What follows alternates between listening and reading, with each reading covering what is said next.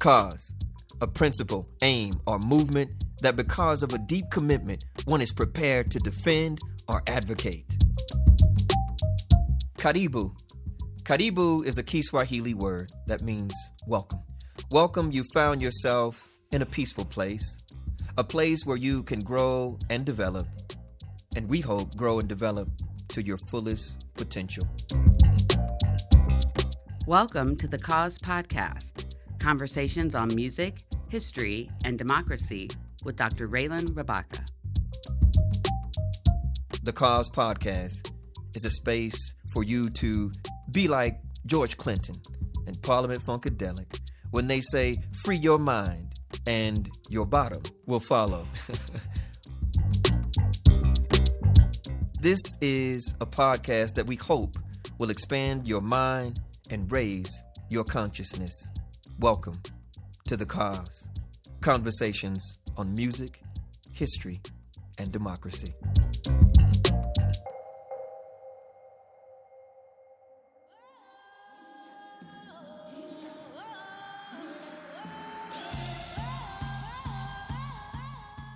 The cause of freedom is not the cause of a race or a sect, a party or a class. It is the cause of humankind, the very birthright of humanity. Anna Julia Cooper. Welcome to the Cause Podcast. This is the inaugural episode, and we have an incredible show lined up for you today, where we're going to be talking about the framework for this unique and incredible podcast. We're so excited to have you listening to the inaugural episode of the Cause Podcast. This has been a long time coming, like Sam Cooke says. This podcast is about great causes. So today, we have a great show for you, and we have a lot of great shows in the future planned for you. We're going to be taking on a range of different topics, and these topics will cover various causes, and that's going to be the main focal point. The main theme of this podcast is about great causes. Whether that cause would be social justice or racial justice or gender justice or environmental justice, or us questioning the rise of the prison industrial complex and its connections to the convict lease system. So it's really, really important for us to commit to great causes, but also to share our causes with each other. We will have special sections throughout this podcast on music, on history, on democracy. We're going to be reading some of the letters and comments and questions that you all might have for us. But this is very much a community podcast.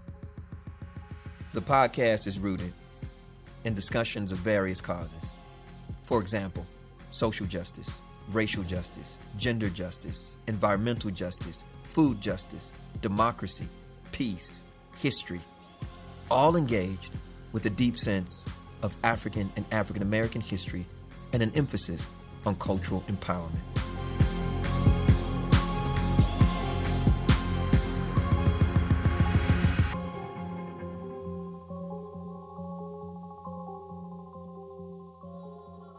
The Cause as a podcast, the cause is about a lot of different causes, from social justice to racial justice to gender justice to environmental justice to justice for queer folk, justice for trans folk. These are some of the most pressing problems in the 21st century. The cause is about creating a forum, a space where we can have some deep dialogue about issues that perhaps other podcasts are going to avoid. These are, sometimes we're going to touch on a lot of taboo topics. So it's really, really important for us to articulate our position on a lot of different things. And there's a lot going on in the world. This is a very different world than my idol, W.B. Du Bois, lived in, or my idol, Ida B. Wells, lived in. I mean, this is a whole nother century. And there's a kind of modernity that I want to bring to the podcast. What are some of the most pressing modern causes? And how can we also engage those modern causes with a nod to art? You know what I'm saying? Obviously, because I'm a musician, music is going to be central to this podcast in the way that a lot of the music speaks to some of the issues in our society right now, the way that I believe that artists are often incredibly audacious, that they're willing to address issues that a lot of folks,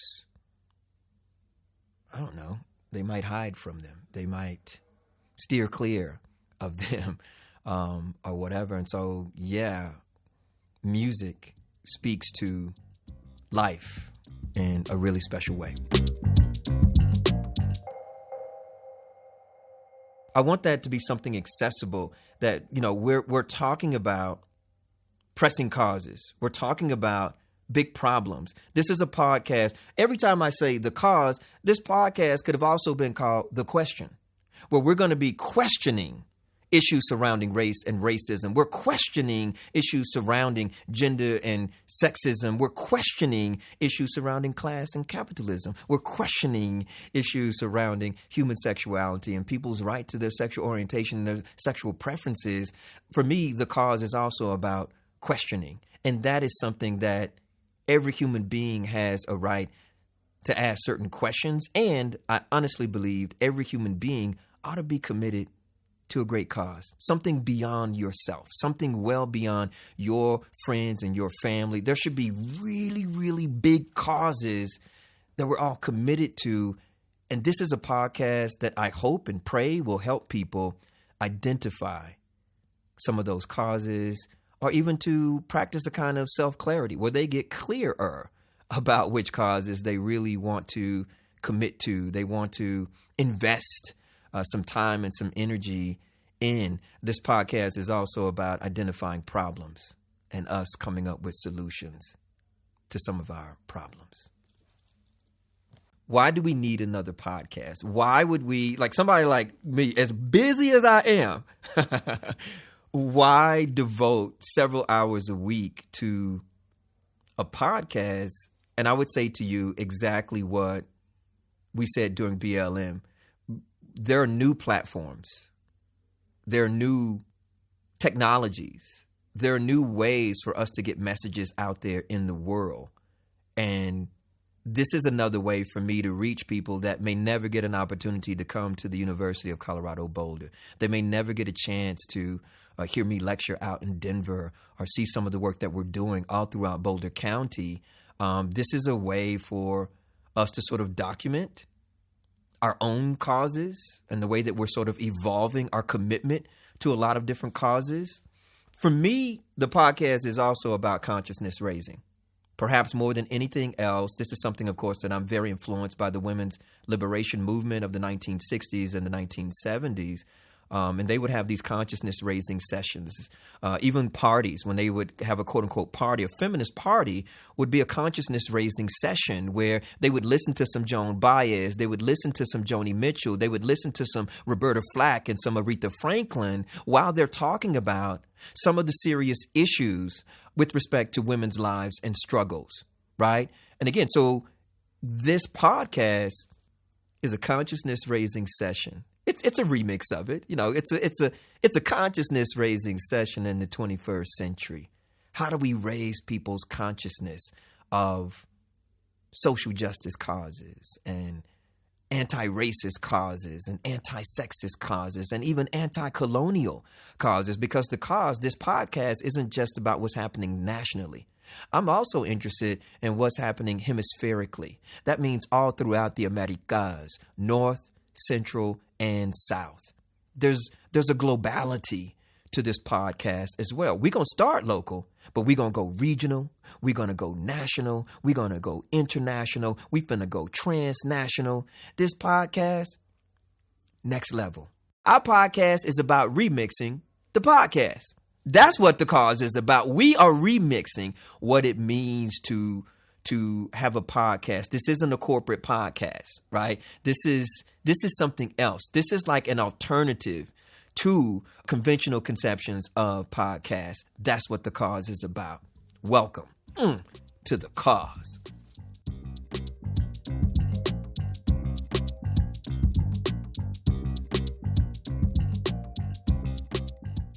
This podcast is also about the special role that art plays in both self-transformation, but also social transformation. Music, for me, was one of the mediums that I have used to heal, to even identify hurt. And so music is going to be woven all throughout this podcast, even when we talk about history, even when we talk about politics or economics, psychology, religion, spiritual traditions, sexuality, race, gender, music. I mean, again, there's a particular way. For example, and again, I think it's very important to realize up front that we're going to be hitting them with a lot of references and a lot of examples, because this podcast is also, it's very much influenced by the hip hop aesthetic. The hip hop aesthetic is very much about breaking things down. I mean, so in case somebody got it twisted and they don't realize what a B-boy or B-girl or B-people are, breakdown, right? That's what the B stands for. And so this podcast could also be called The Breakdown. We're going to constantly break down what might seem like some convoluted concepts, what might seem like some very contradictory moments in American history and American culture. Let's break them down. Let's look at them from multiple perspectives. Maybe, let's say, a Black feminist perspective, or a Chicana feminist perspective, or even a Black queer perspective, right? There are a lot of different. What about people with different abilities and so-called disabilities? Let's look at it from the point of view of ADA, if you will. It's really important for us to sort of grapple with the multiplicity of ways that we can interpret things. Certainly something like, again, our subtitle, Conversations on Music, History, and Democracy. There's so many different ways for us to interpret that. We could have whole episodes just on each of those, to be perfectly honest with you. But the music, obviously the most electrifying musical form in the modern moment, one of them is going to be called rap music. This podcast is also going to be steeped in rap music and hip hop culture, elements of it. Also, yes, blues, yes, gospel, yes, jazz, yes, rhythm and blues, and yes, I'm about to say it, rock and roll, baby. Everybody knows I'm really, really into black rock. Holla if you hear me. Chuck Berry, Big Mama Thornton, Little Richard. Huh?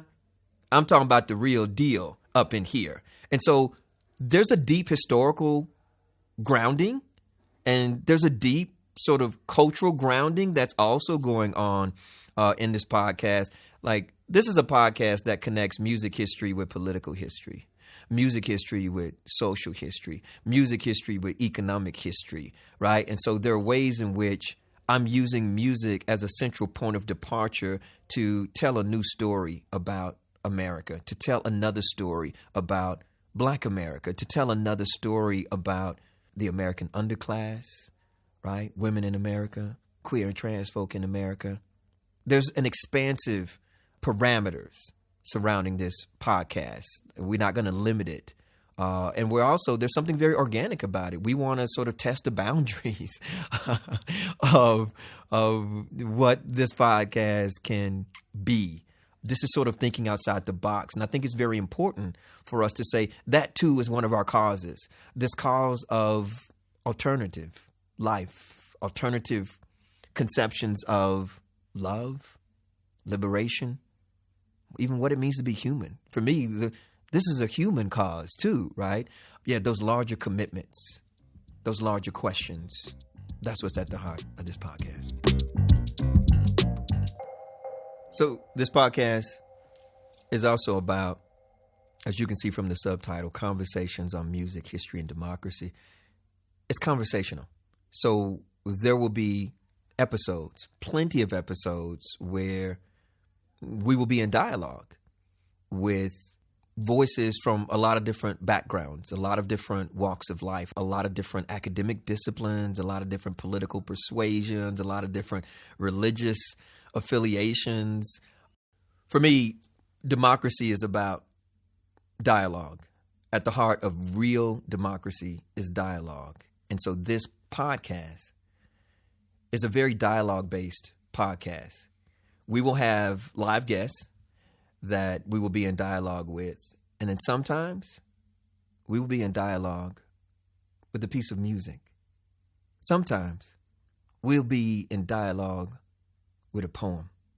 Sometimes we'll be in dialogue with a passage from a new book, whether it be novel or a historical book or a book even from science, because we have very expansive understandings of the various causes. And also we are open to hearing about your causes that are near and dear to your heart.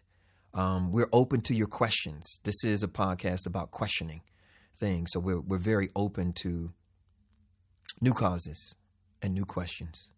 I do think it's very important for us to be clear what it is that we're doing, what it is that we're not doing, our openness. I think that for me, that's one of the ways that we sort of approach life, with a level of openness. Again, I'm talking about openness to things that are positive, things that are good, things that are environmentally sustaining, and stuff like that. Again, these are some of the causes. And how do we have some new conversations, some critical conversations, some conversations that are probably going to make some of us uncomfortable? That's okay too. I think that I've consistently used music to filter out a lot of the stuff. And so for me, music has been a buffer. Music has been a healer. Music has been an escape. Music has been one of the ways I've been able to make some money. Music has been the way I was able to get scholarships to even come here and sit here with you. Music is life, not to sound cliche, but music is at the heart of how I do what I do. It's certainly one of the great sources of inspiration. So in this podcast, we also will focus on sacred song. I think that too often in this society, people sort of dismiss spirituality in music, and not just in music that's deemed gospel or religious music. I hear a lot of spirituality in a lot of hip hop music, to be perfectly honest with you. When Tupac Shakur says, "Only God can judge me," there's so many different ways where a deep and profound reverence, acknowledgement, honoring of a higher force, a higher power. And as an artist, I believe that a little bit of the Creator is embodied in me through my creativity. So that connection between a great creator and creativity. And I believe that all human beings have that. I just believe we are in a society where oftentimes we probably have more consumers than creators. And for me, that's also one of my great causes, is to remind consumers that they too have creativity. They too can practice and produce. I believe art, there's a kind of elasticity in art where we've been able to express ourselves, not always fully and freely, but more so sometimes we've been able to express more of ourselves through art than a lot of other mediums. I'm not saying it doesn't happen. I'm not saying we don't have iconic personalities in the sciences, in the military, in a lot of different areas. But I'm saying for me and for what I do and for what this particular podcast is about, it's art that has allowed us to break down what Black folk call the colored section. We're breaking out of that quarantine that they often, sort of put us in. And we've used a lot of the art. In fact, it's like when David Levering Lewis, in his book, When Harlem Was in Vogue, has this incredible chapter. It's called Civil Rights by Copyright.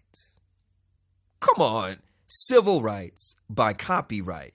So basically saying, like, we're going to flex, we're going to remind America of the distinctiveness of our humanity through our art. So again, obviously in America, if you create art, there's going to be a copyright attached to that art, hence civil rights by copyright. And again, that started during the period of the Harlem Renaissance in particular. Actually, it didn't start, it exploded during the period of the Harlem Renaissance. And it's just trickled down. It's just kept evolving since that point. And that's one of the reasons we argue that the Harlem Renaissance for us embodies or exemplifies Afro-modernism. So this is our modern period, right? Beginning with the Harlem, again, because we have a different timeline. Just think about it. We've spent 250 years in enslavement, 1619 to 1865. And so, again, that wasn't our modern period. It might be somebody else's modern period. But our modern period, really 1865 forward, and then really, transitioning into the 20th century. That's why you have these explosive personalities like, the Dr. Anna Julia Coopers, the W.E.B. Du Boises, the Ida B. Welleses, the Marcus Garveys and Amy Jacques Garvey, these kinds of personalities at the turn of the 20th century. And I'd like to think that here we are, fast forward 100 years later, and we have some of these iconic transitional figures that take us from one century into the next. Democracy is something we need to revisit. Democracy is something that we need to have some serious dialogues about. Some people understand democracy to be under attack, under assault. How do we share with people that democracy should be one of our great causes? How do we radicalize American democracy? How do we remix it? How do we deconstruct and whatever they used to think democracy was? We need something else now. We need something more now, obviously, right? In the 21st century, how do we open up our conception of democracy to some of these new conceptions of the world? How do we also remind people that one of our greatest causes, hence, the Cause podcast, one of our greatest causes is bringing a whole new world into being. See, I'm interested in what the great Cuban revolutionary Jose Marti called Nuestra America, our America, an America that's actually inclusive and not exclusive, an America for everybody. The Cause podcast is also about polyvocality. It's about the fact that every human being actually has a lot of different voices. The Cause podcast to me is really exciting because it gives me an opportunity to speak in my musical voice, in my intellectual voice, in my historical voice, my cultural voice, my spiritual voice. Yeah, I want to share that with other people. Polyvocality. And of course, as a musician, my polyvocality is connected to polyrhythms. We're going to be coming down in a lot of different rhythms. Are y'all ready for this? The Cause.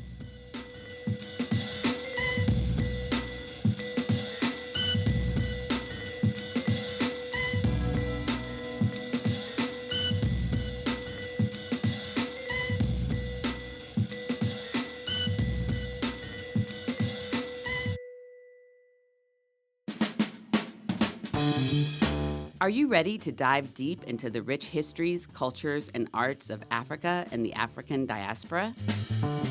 At the Center for African and African American Studies, affectionately known as The Cause, we're leading the way in research, arts, and student engagement at the University of Colorado, Boulder. The Cause is more than just a research center. It's a space where students, faculty, artists, allies, and activists come together to explore African and African American experiences, from historical legacies to modern cultural expressions. And at the heart of it all, our students, playing a central role in everything we do. They're the future of this important cultural legacy, working side by side with faculty on groundbreaking projects and events that impact not just the campus, but the community and wider world. Research projects and events that impact not just our beloved CU campus, but the community and world at large. Our mission? To foster academic excellence, social responsibility, and artistic expression, with programs that inspire leadership and advocacy for social justice. Whether you're interested in visual arts, music, or deepening your understanding of African American culture, The Cause is the place for you. But we can't do it alone. The Cause relies on the generous support of our community to continue making a difference. By giving to the Center for African and African American Studies, you help us expand research, create opportunities for artists, support our students, and drive meaningful social change. And right now, your gift will go even further. All donations will be matched by CU Boulder Chancellor Justin Swartz for up to $1 million or until May 30th, 2026. To make your impact today, visit colorado.edu/center/cause and click on Support the Cause.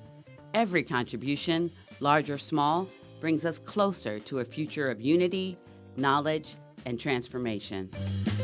So, if you're looking for a community where history, culture, and creativity converge, visit the Center for African and African American Studies at CU Boulder. Come join the cause and be a part of a movement for unity, knowledge, and social change. Learn more and give today at colorado.edu/center/cause. We can't wait to welcome you to the cause.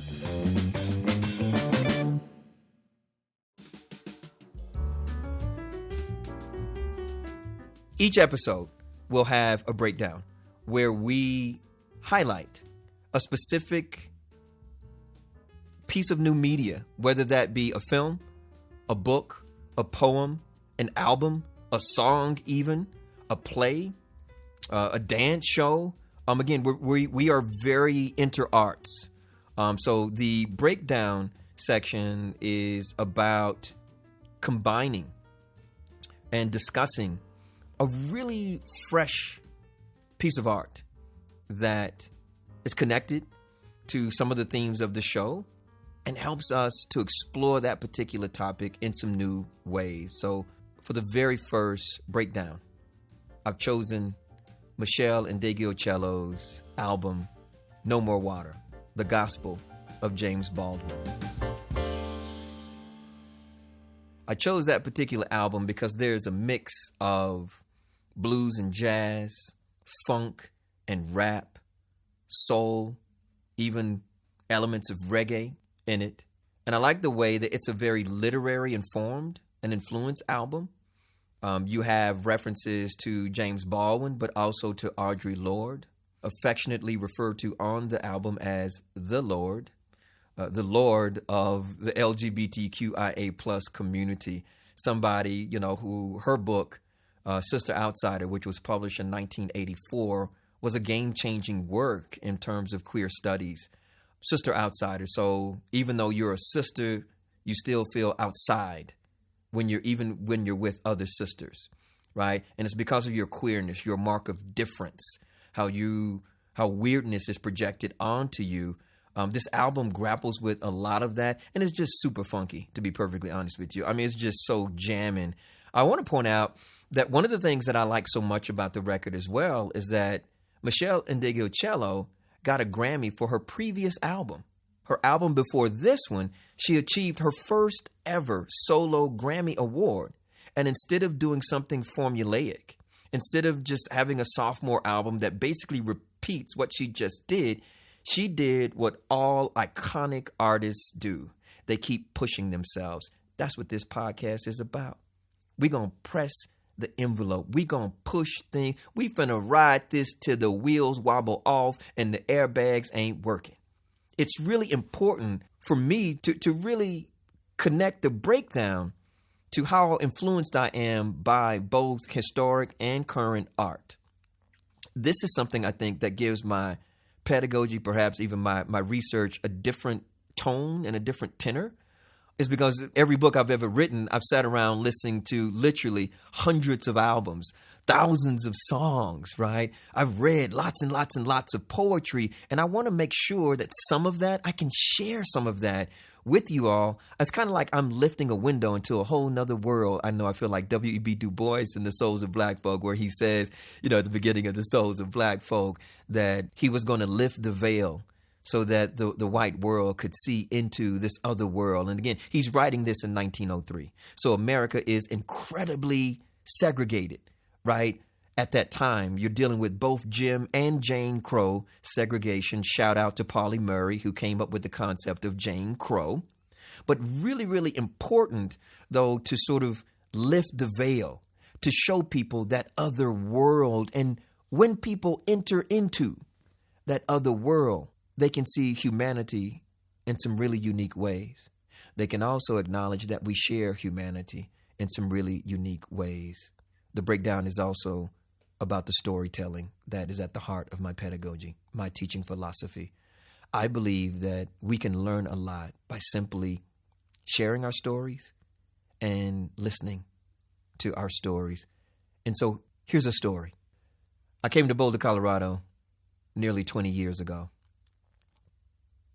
It was like being in a foreign country when I got to Boulder. I had never been in a place that was so homogenous, culturally homogenous. I'm being polite. By the word homogenous, I'm going to break it down.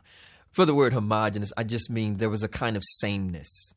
There was a kind of lack of diversity here in Boulder, culturally and racially, it seemed. However, there was diversity with respect to gender. There was diversity with respect to sexuality. I want to acknowledge that, you see, but not so much in terms of race and class. And so part of the mission of this podcast is to highlight some of those folks who are making a difference intersectionally, who are acknowledging that we have lots of different identities and they have lots of different identities that intersect, that interconnect, that overlap, and that we all should join together to combat these various systems of oppression. And in fact, I'll use the term the way that Patricia Hill Collins does, these interlocking systems of oppression. I'm going back to the Combahee River Collective, 1977, and their what was called the Combahee River Collective Statement. It later on became the Black Feminist Statement, where they talked about identity politics and the various interlocking systems of oppression. We fast forward to Kimberly Crenshaw in 1989, when she articulates the concept of intersectionality.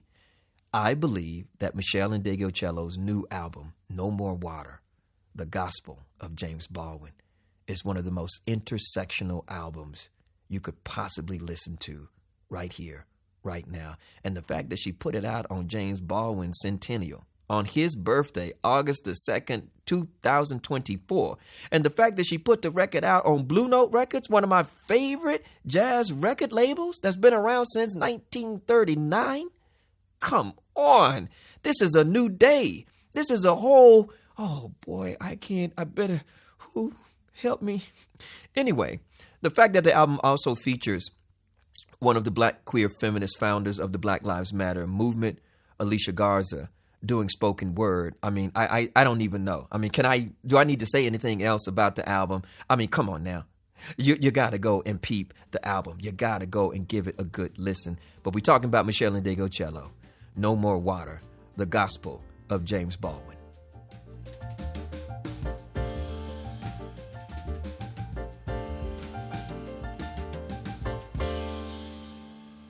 For the podcast, we will be having a special letters section. This is where we want to hear from you all. This is an opportunity for you to make your special contribution to the Cause podcast. This is a conversation.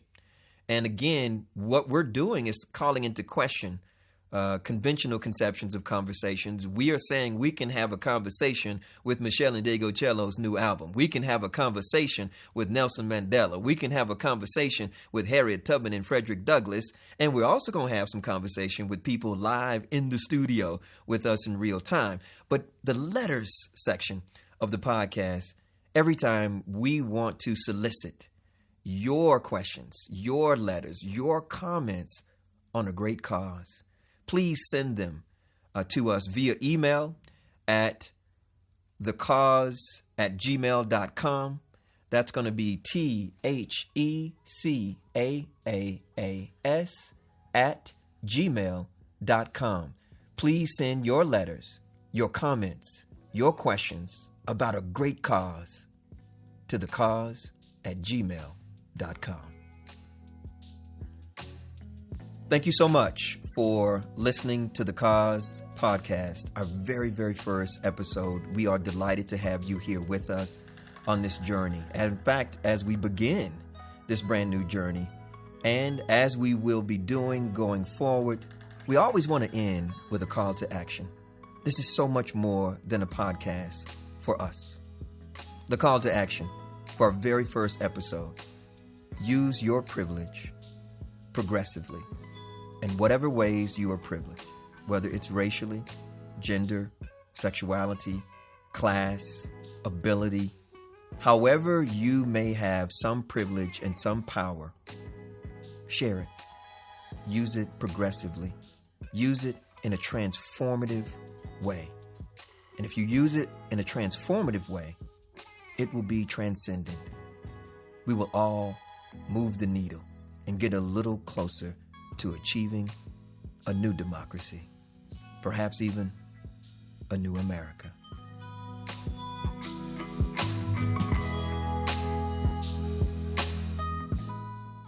Thank you for joining us for the Cause Podcast with Dr. Reiland Rabaka.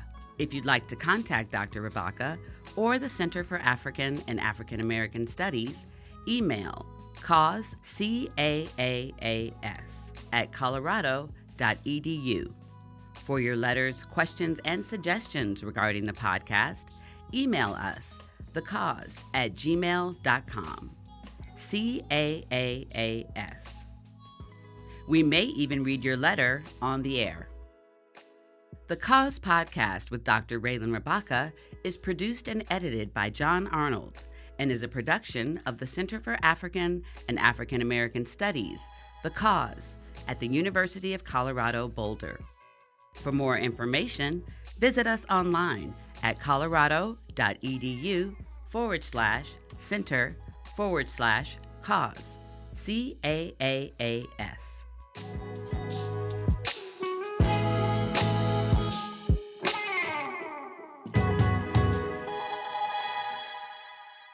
Class is in session, so come and get your lesson.